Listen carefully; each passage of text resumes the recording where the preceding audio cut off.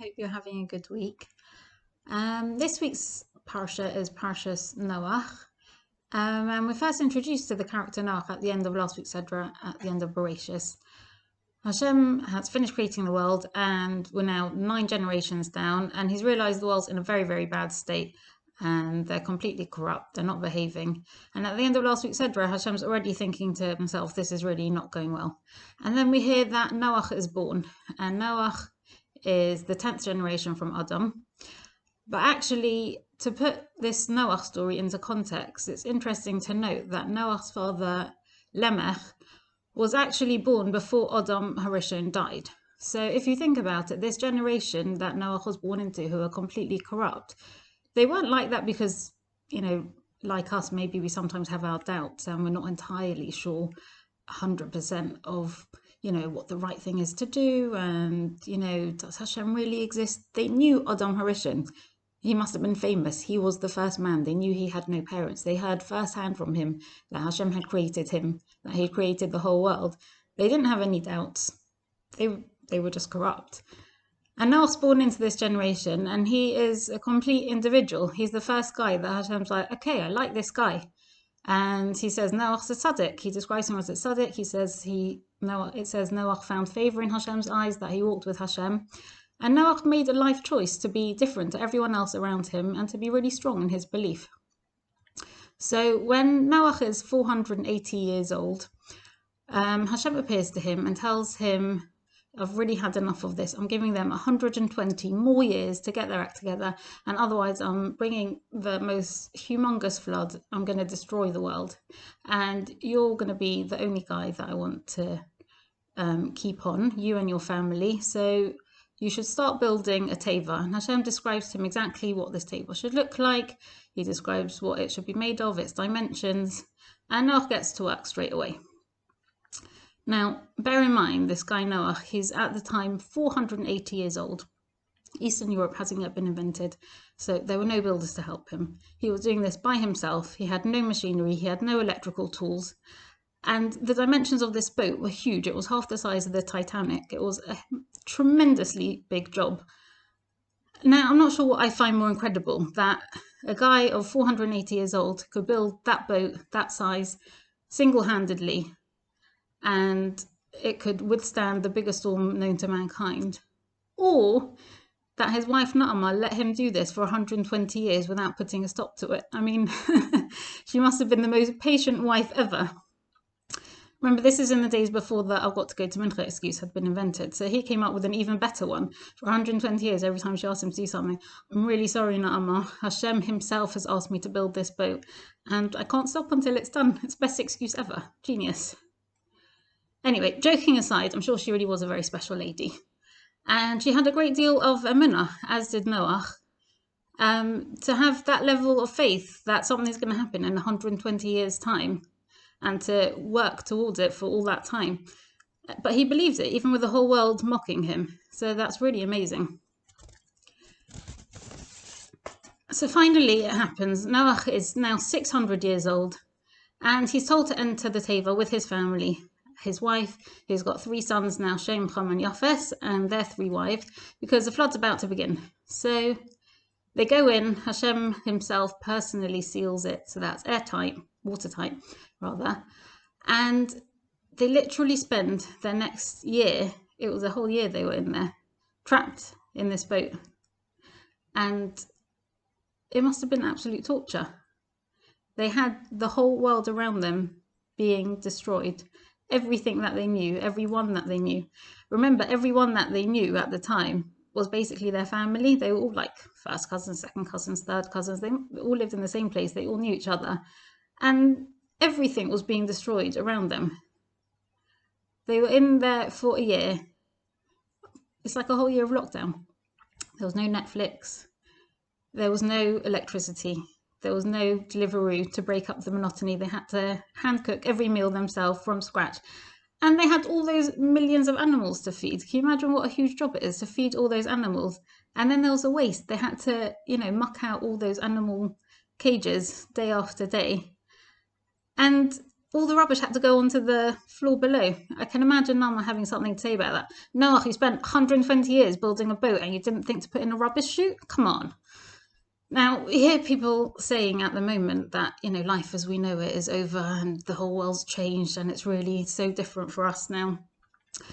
But for them, literally, their whole world really did change. It was literally completely destroyed. It must have been an incredible trauma to go through. Anyway, a year later, they emerge and they assess their new world.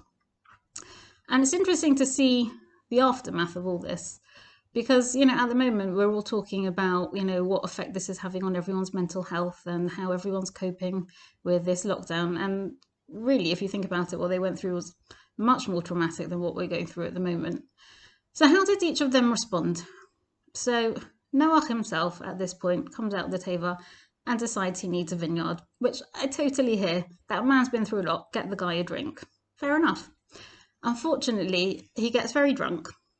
And then there's this whole incident with Chum, his son.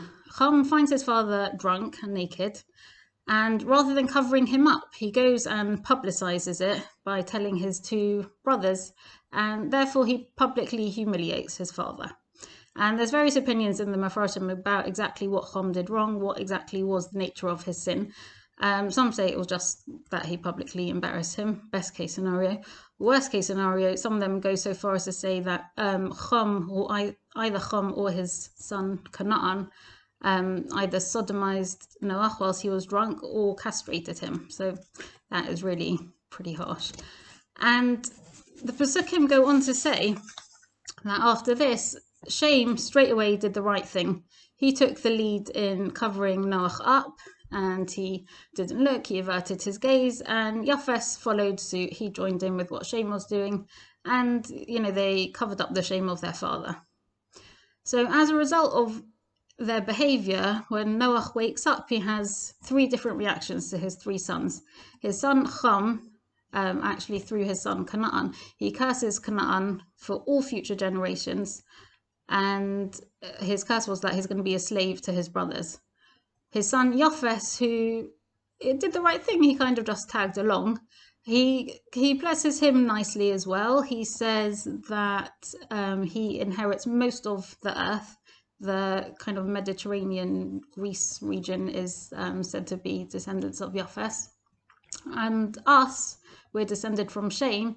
Noach promises Shem that he would get not as much land as Yafes, but he would have the better land because we would have Hashem dwelling in it. So that's considered a higher blessing. And that's because Shem, he was the initiator. He straight away did the right thing. He didn't hang around.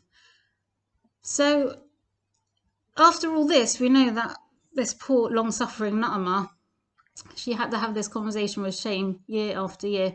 Every Bein Hazmanim, the dreaded conversation. He wants to stay another year in yeshiva. He stayed for another 500 years in yeshiva. So if any of you think you've got it bad, at least you weren't Shem's mother.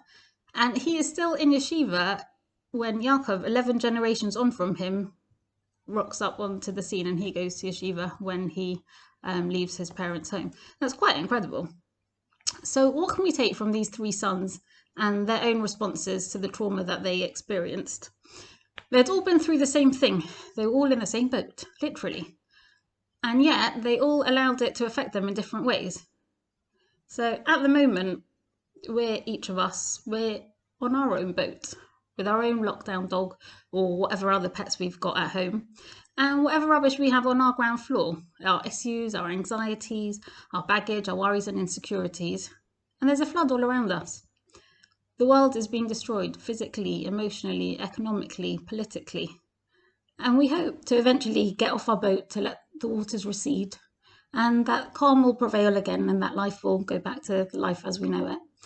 And we too can come out of this experience in one of three ways. There are people who will be like Chum, who will let his negative experience corrupt him. That's what happened to Chum. They'll let the waters engulf them, allow the fact that they've been through a terrible experience to dictate the course of their actions and their mood. They'll say, it's not my fault, look what I've been through. Or we can be like Yafes. He was a bit parav, a bit indifferent. He didn't really come out changed in any way. And, some people will let this experience pass them by. Or we can be like Shem, our ancestor, who taught us how to be a survivor of a flood and not just a victim. He saw Hashem's power and wanted to feel closer to him. He felt privileged to have been chosen to survive out of all the carnage that surrounded him, and he recognized that he was saved for a reason and dedicated his life to achieving that purpose. And he spent 500 years learning Torah before the Torah had even been given. I mean, that's really quite a madrega. May we all be zocher to use this time when we can't be with other people to refocus ourselves, to re-energize, and to work out our role in our own immediate boat or home, whilst we're here anyway, and in the surrounding seas in the wider community to navigate which direction we're steering ourselves in and our families.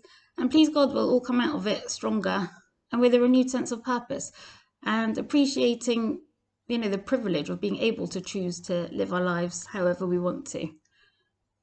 Wishing you all a very good Shabbos and a good week ahead. Keep well and stay safe.